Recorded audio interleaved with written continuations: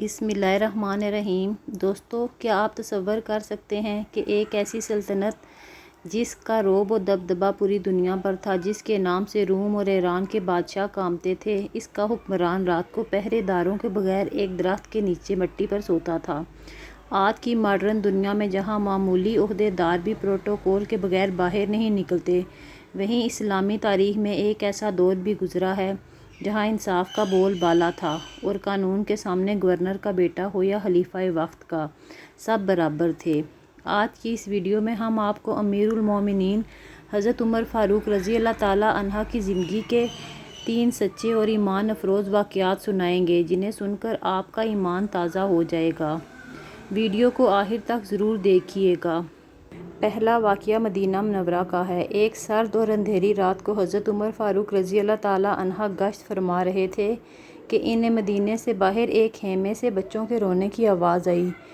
جب آپ قریب پہنچے تو دیکھا ایک بیوہ مائی چولہے پر ہانڈی چڑھا کر بیٹھی ہے اور بچے بھوک سے تڑپ رہے ہیں۔ حضرت عمر فاروق رضی اللہ تعالیٰ عنہ نے پوچھا، مائی، یہ بچے کیوں رو رہے ہیں اور ہانڈی میں کیا پک رہا ہے؟ عورت نے روتے ہوئے کہا، ہانڈی میں صرف پانی اور کنکریاں ہیں، میں بچوں کو بہلا رہی ہوں تاکہ وہ سمجھتے رہیں کہ کھانا پک رہا ہے اور اسی انتظار میں سو جائیں۔ ہمارے اور خلیفہ عمر کے درمیان اللہ فیصلہ کرے گا، اس نے ہماری خبر نہیں لی۔ یہ سن کر وقت کا حکمران کانپ اٹھا۔ آپ فوراً بیت المال گئے، آٹے اور گھی کی بوری اپنے کندھے پر اٹھائی۔ جب غلام نے بوری اٹھانے کی درخواست کی تو آپ علیہ السلام نے تاریخی جملہ کہا، کیا قیامت کے دن تم میرا بوجھ اٹھاؤ گے؟ آپ علیہ السلام خود اس غریب عورت کے خیمے میں گئے، اپنے ہاتھوں سے چولہا جلایا اور بچوں کو پیٹ بھر کر کھانا کھلایا۔ دوسرا واقعہ مصر کا ہے، جہاں گھوڑوں کی دوڑ کا ایک مقابلہ ہو رہا تھا۔ اس دوڑ میں مصر کے طاقتور گورنر حضرت عمرو بن عاص رضی اللہ تعالیٰ عنہ کے بیٹے کا گھوڑا بھی دوڑ رہا تھا اور ایک عام مصری کا گھوڑا بھی۔ جب مصری کا گھوڑا آگے نکل گیا تو گورنر کے بیٹے کو یہ اپنی توہین لگی۔ اس نے غصے میں آ کر مصری کو کوڑا مارا اور غرور سے کہا، تمہاری یہ جرأت!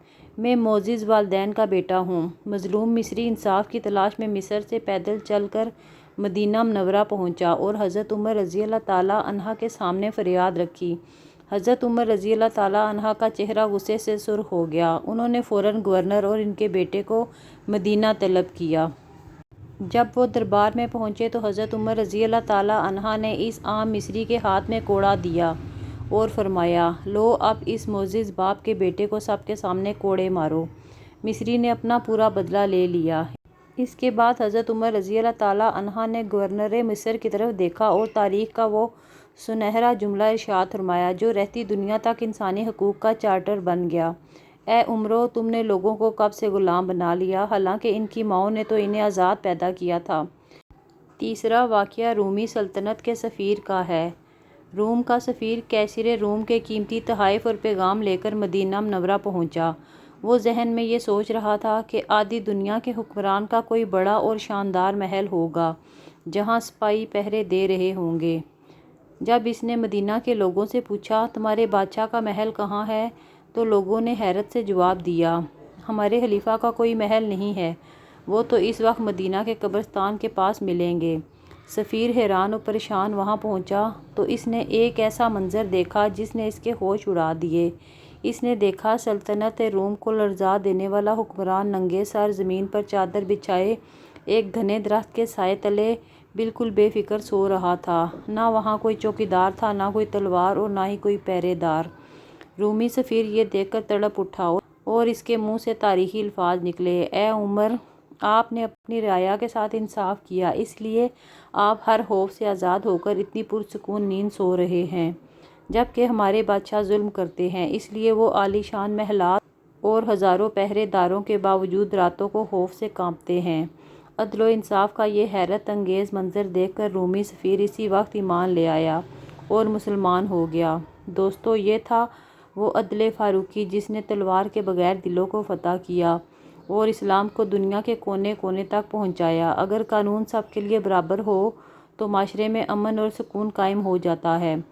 اگر آپ کو حضرت عمر فاروق رضی اللہ تعالیٰ عنہ کے عدل کے یہ واقعات پسند آئے ہوں تو کامنٹ سیکشن میں عدل فاروقی ضرور لکھیں، ویڈیو کو لائک کریں اور اپنے دوستوں کے ساتھ شیئر کریں۔ مزید ایسی ہی معلوماتی اور ایمان افروز ویڈیو کے لیے ہمارے چینل کو بھی سبسکرائب کریں۔ ملتے ہیں اگلی ویڈیو میں، تب تک کے لیے اللہ حافظ۔